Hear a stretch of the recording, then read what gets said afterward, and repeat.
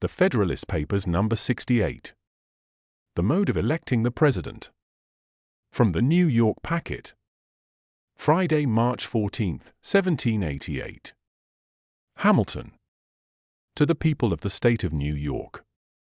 The mode of appointment of the Chief Magistrate of the United States is almost the only part of the system, of any consequence, which has escaped without severe censure, or which has received the slightest mark of approbation from its opponents.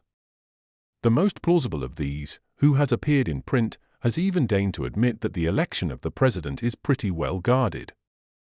I venture somewhat further, and hesitate not to affirm, that if the manner of it be not perfect, it is at least excellent. It unites in an eminent degree all the advantages, the union of which was to be wished for. It was desirable that the sense of the people should operate in the choice of the person to whom so important a trust was to be confided.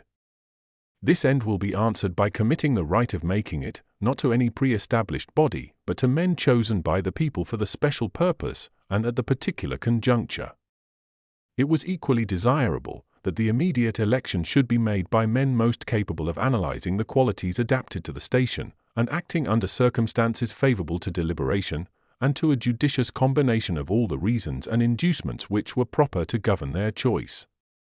A small number of persons, selected by their fellow citizens from the general mass, will be most likely to possess the information and discernment requisite to such complicated investigations. It was also peculiarly desirable to afford as little opportunity as possible to tumult and disorder.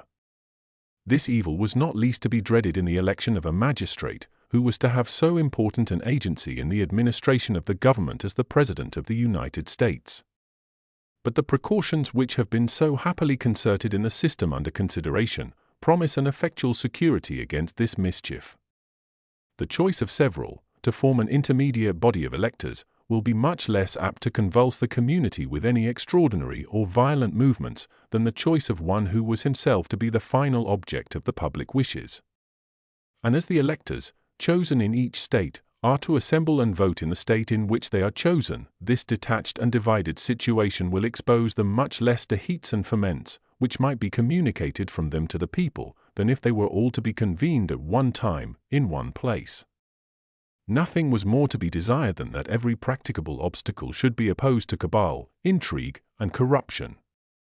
These most deadly adversaries of republican government might naturally have been expected to make their approaches from more than one quarter, but chiefly from the desire in foreign powers to gain an improper ascendant in our councils.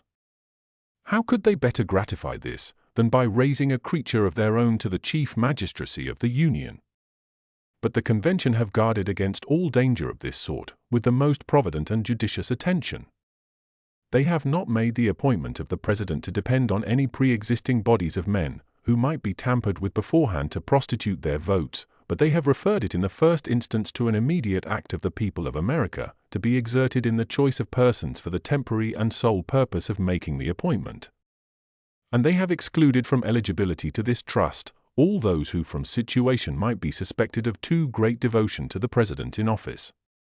No senator, representative, or other person holding a place of trust or profit under the United States can be of the numbers of the electors.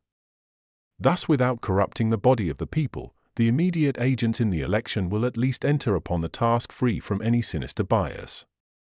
Their transient existence, and their detached situation, already taken notice of, afford a satisfactory prospect of their continuing so, to the conclusion of it. The business of corruption, when it is to embrace so considerable a number of men, requires time as well as means.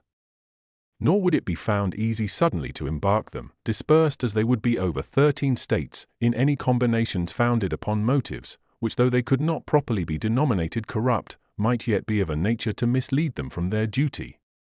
Another and no less important desideratum was, that the executive should be independent for his continuance in office on all but the people themselves. He might otherwise be tempted to sacrifice his duty to his complaisance for those whose favor was necessary to the duration of his official consequence.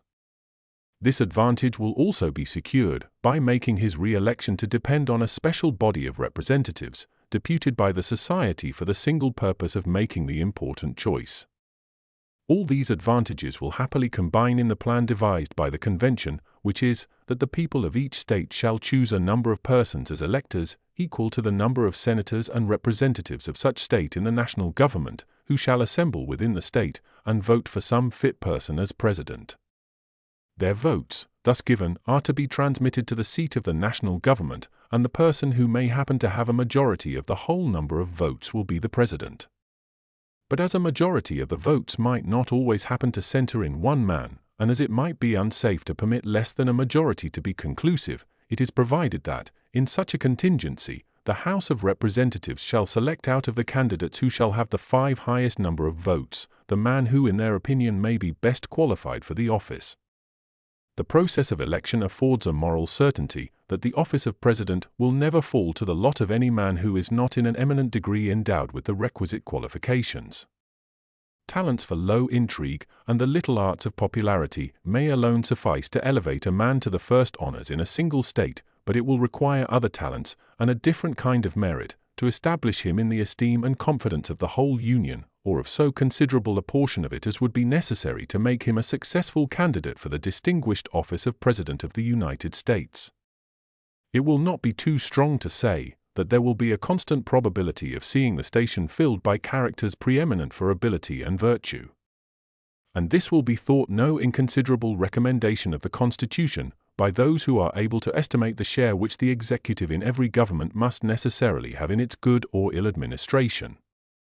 Though we cannot acquiesce in the political heresy of the poet who says, "For forms of government let fools contest, that which is best administered is best," yet we may safely pronounce that the true test of a good government is its aptitude and tendency to produce a good administration. The vice president is to be chosen in the same manner with the president, with this difference, that the Senate is to do, in respect to the former, what is to be done by the House of Representatives, in respect to the latter. The appointment of an extraordinary person as vice president has been objected to as superfluous, if not mischievous. It has been alleged that it would have been preferable to have authorized the Senate to elect out of their own body an officer answering that description. But 2 considerations seem to justify the ideas of the convention in this respect. One is, that to secure at all times the possibility of a definite resolution of the body, it is necessary that the president should have only a casting vote.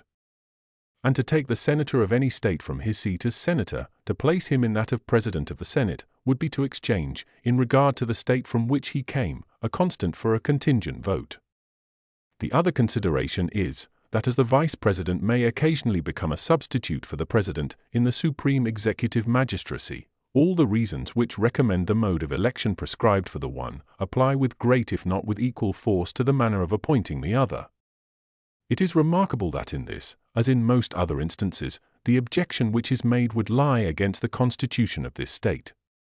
We have a lieutenant governor, chosen by the people at large, who presides in the Senate and is the constitutional substitute for the governor, in casualties similar to those which would authorize the vice president to exercise the authorities and discharge the duties of the president. Publius.